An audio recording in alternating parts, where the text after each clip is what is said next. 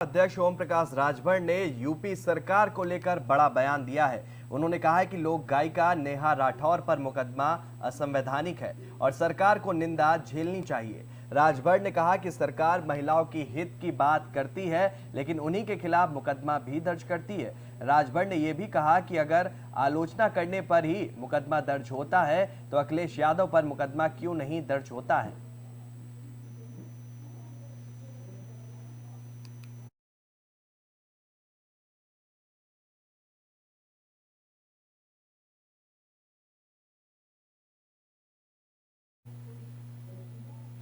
कानपुर में बुलडोजर की कार्रवाई के बाद झुलसी मां बेटी की मौत का मामला अभी शांत भी नहीं हुआ कि ऐसी ही एक घटना गोंडा जिले में सामने आई है।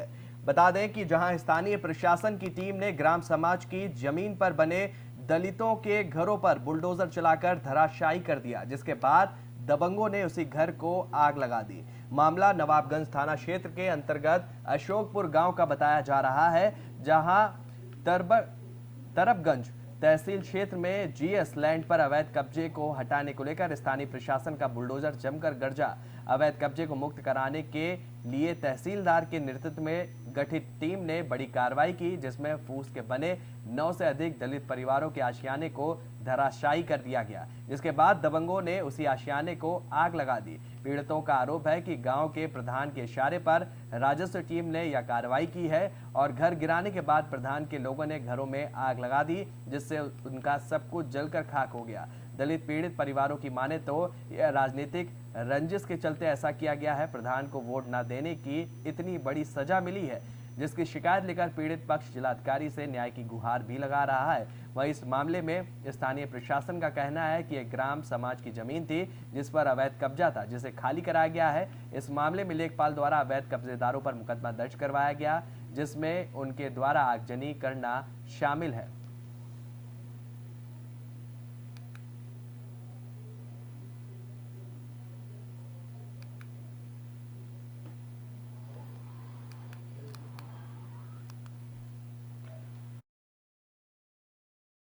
पीड़ितों ने जिलाधिकारी से गुहार लगाई है और लेखपाल द्वारा अवैध कब्जेदारों पर मुकदमा भी पंजीकृत किया गया है।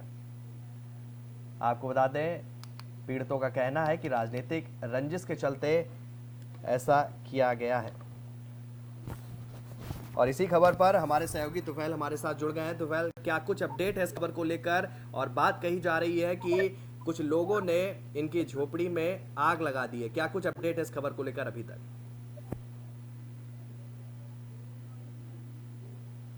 तुफैल, आवाज आ रही है क्या?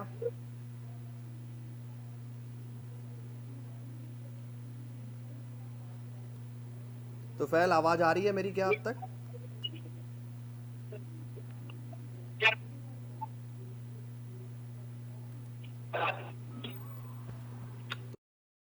हो पा रहा है, फिर से जुड़ने की कोशिश करेंगे उनसे। आपको बता दें कि ऐसी ही घटना जो कानपुर में भी हाल में ही देखी गई है, ऐसी ही घटना का नज़ारा इस वक्त फिर से एक बार देखने को मिला, जहां पर लोगों का आरोप है कि उनके घरों के आशियानों को आग के हवाले कर दिया गया। और इसी खबर पर हमारे सहयोगी तुफैल हमारे साथ फिर से जुड़ चुके हैं। तुफैल, क्या कुछ अपडेट है इस खबर को लेकर? जी, मैं बिल्कुल बताना चाहूंगा। ये तहसील तरबगंज क्षेत्र के अंतर्गत थाना नवाबगंज पड़ता है, जहां एक अशोकपुर गांव में जो है जीएस लाइन थी, जो नवीन पर्ती की जमीन थी, जिस पर अवैध कब्जा था, जिसको लेकर वहां स्थानीय प्रशासन ने बुलडोजर के साथ और तमाम जो अधिकारी थे उनको साथ मौके पर जाते हैं और उस जो जमीन पर कब्जा होता है उसको हटाते हैं। लेकिन इस दौरान हटाने के साथ साथ जैसे ही हटा के वहां निकलते हैं, इसी दौरान वहां जो भी छप्पर इस तरीके के होते हैं, मकान होते हैं, उनमें आग लग जाती है। लेकिन इस जैसी आग की सूचना मिलती है जिला प्रशासन को, ताबड़तोड़ वहां मौके पर और भी अन्य अधिकारी पहुंच जाते हैं। लेकिन इस पूरे मामले में जो लोग पीड़ित हैं, खासकर जिनके घर गिराए गए थे, वो जो अनुसूचित जाति से लोग आते हैं, लगभग 9 परिवार ऐसे हैं जिनके घर वहां गिराए गए थे। लेकिन उनका आरोप था कि ये जो घर गिराया जिला स्थानीय प्रशासन ने, लेकिन इसमें जो आग लगाई है वो वहां के जो प्रधान है उनके समर्थक है, उन लोगों ने इसलिए आग लगा दी है कि जो उनको प्रधानी ने वोट नहीं दिए थे, जिसके चलते उन्होंने उन्हीं के जो है कहीं ना शिकायत पर जो है प्रशासन ने कार्रवाई भी की और उसके बाद उन लोगों ने आग लगाई। तो अपने आप में एक बहुत बड़ा सवाल खड़ा होता है कि इस तरीके से प्रशासन की मौजूदगी में या होते हुए भी इस तरीके से आगजनी होना और इस तरीके का मामला सामने आना अपने आप में बेहद चौंकाने वाला है। हालांकि इस पूरे मामले में जब जो है अपर जिलाधिकारी से बात हुई तो उन्होंने कहा कि इस तरीके का मामला संज्ञान में आया है, इस पूरे मामले में मैंने संबंधित अधिकारी से आख्या मांगी गई है और जल्द ही इसकी जांच कराकर जो कुछ होगा वो उस हिसाब से उस पर कार्रवाई की जाएगी। जी अच्छा, इस पूरी घटना को लेकर अभी तक क्या जो गांव का प्रधान है उसका कोई स्पष्टीकरण आया है?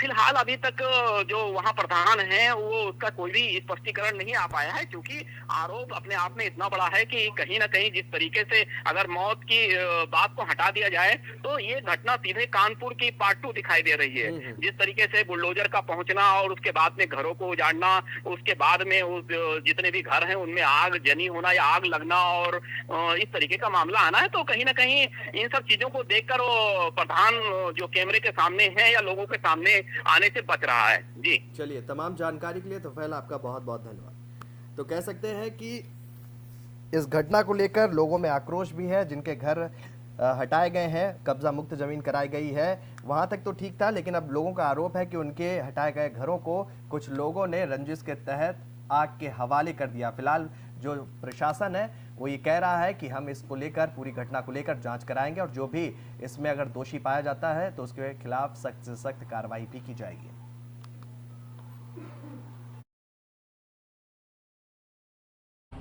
प्रधान साथे रहे हैं, प्रशासन के साथे सारा सामान जल गया। हमें सबका खाली न्याय चाहिए, हमें सबका मुँह बसावा जाए। जिस जमीन पर रह रहे थे उस पे घर बना रखा था। हाँ, तो कब से रह रहे थे? वो 3 पीढ़ी हो गया। तो क्या कहकर गिरा दिया गया और जलाया गया? लल्लू सिंह कहा था कि हमार वो जमीन, हम सब कही थे कि हम सबे गरम सामान में हम क्या परेशानी रहा है। तो प्रशासन से आप लोगों ने कहा नहीं कुछ? सब कहा गया, हाथ पाँव जोड़ा गया, प्रधान से वो कुछ नहीं सुनी नहीं। तो घर क्यों जलाया गया आप लोगों का? उनका प्रधान है, वोटे खर्ची सब दौड़ा रहे हैं, कई वोटों जनबा कहीं की चुनाव खर्ची रहा तो चुनाव हम सब वोट दिए, तब हम कहा था वोट नहीं दिए। मैं खेमीपुर अशोकपुर थाना नवाबगंज से हूँ, जिला गोंडा। तो एक घटना हुई हमारे यहाँ, लेखपाल साहब, तहसीलदार, कानूनगो साहब, सारे लोग आए पुलिस फोर्स के साथ और जेसीबी साथ में लेकर आए। हमारे यहाँ के ग्राम प्रधान पवन सिंह और उनके साथ लल्लू सिंह आए। उसके बाद जेसीबी से उसे गिरवा दिए और हम लोग बहुत मिन्नती करते रहे कि साहब मत जलो। और साहब उसमें जो है हमारे कपड़े थे, राशन पानी, बर्तन, जितना सर सामान सब उसी में जल गया साहब। उसके बाद जेसीबी से उसे उल्टवा दिए, नलका तोड़वा दिए, घर जलाए लल्लू सिंह।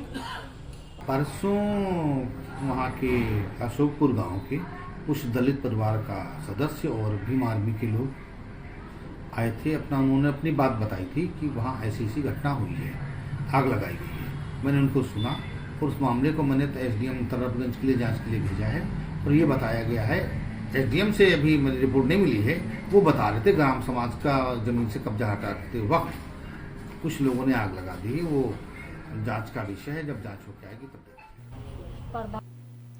खबर उन्नाव से है। यहाँ दही थाना क्षेत्र स्थित रुस्तम स्टालर हाउस में सेफ्टी टैंक की सफाई करने के लिए उतरे 2 मजदूर बेहोश हो गए। यह देख मौजूद कर्मचारियों ने दोनों को जिला अस्पताल पहुंचाया, जहां डॉक्टर ने दोनों को मृत घोषित कर दिया। सूचना पर पहुंचे परिजनों ने हंगामा भी काटा।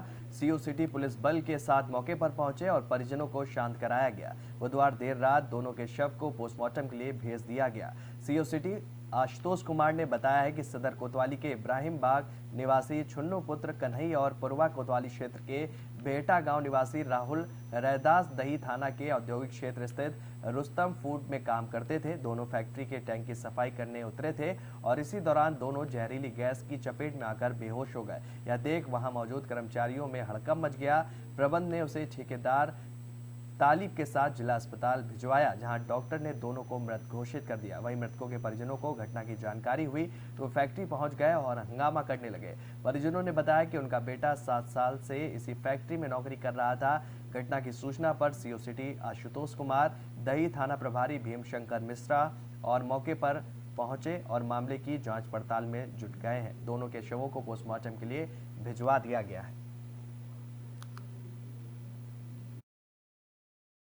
थाना क्षेत्र शहरी के औद्योगिक क्षेत्र में रुस्तम साकेत हाउस में आज शाम को ईटीपी प्लांट के टैंक में काम करते समय पेचकस गिर जाने से उसमें एक मजदूर छुन्नू सनाफ कन्हैया लाल निवासी इब्राहिमाबाद पेचकस निकालने के लिए घुसा।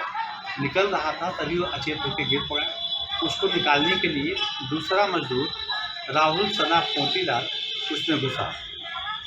दोनों अचेत हो गए।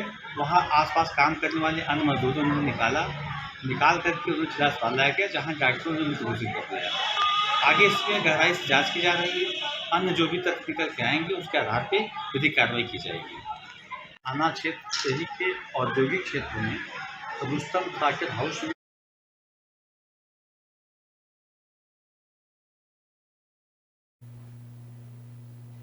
श्री कृष्ण जन्मभूमि और शाही मस्जिद के मामले में आज सिविल जज सीनियर कोर्ट की अदालत में सुनवाई होगी और जन्मभूमि के 13 एकड़ जमीन हिंदू पक्षकारों की है और मुक्ति न्यास ट्रस्ट के अधिवक्ता महेंद्र प्रताप सिंह का कहना है कि हम चाहते हैं कि कोर्ट कमीशन शाही ईदगाह जाना चाहिए। कोर्ट कमीशन को लेकर रिवीजन दाखिल किया गया है। मुक्ति न्यास के अधिवक्ताओं का कहना है कि कोर्ट कमीशन जाना चाहिए और रिवीजन दाखिल किया है। आज न्यायालय के द्वारा केस पारित हो जाएगा और अब यह देखा जाएगा कि न्यायालय कोर्ट कमीशन को आदेश करती है या कोर्ट मल्टी लेवल 7/11 को आदेश करेगी।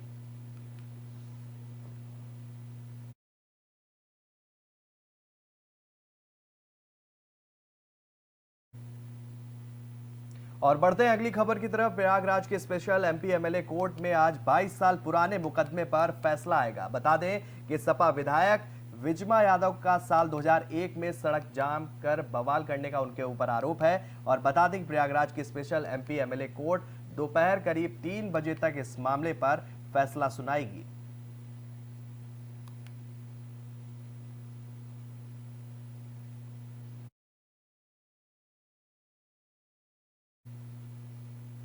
वहीं महाराजगंज में पर्वों के मद्देनजर जनपद में पीस कमेटी की बैठक का आयोजन किया गया। बता दें कि बैठक में सभी संप्रदाय के लोग मौजूद रहे। पीस कमेटी की बैठक में होली और 12 वफात पर शांति से पर्व मनाने को लेकर चर्चा हुई और लोगों को जागरूक भी किया गया। बता दें कि सोशल मीडिया पर भी प्रशासन की पैनी नजर है और भ्रामकता फैलाने वालों पर कठोर कार्रवाई की बात भी कही गई है।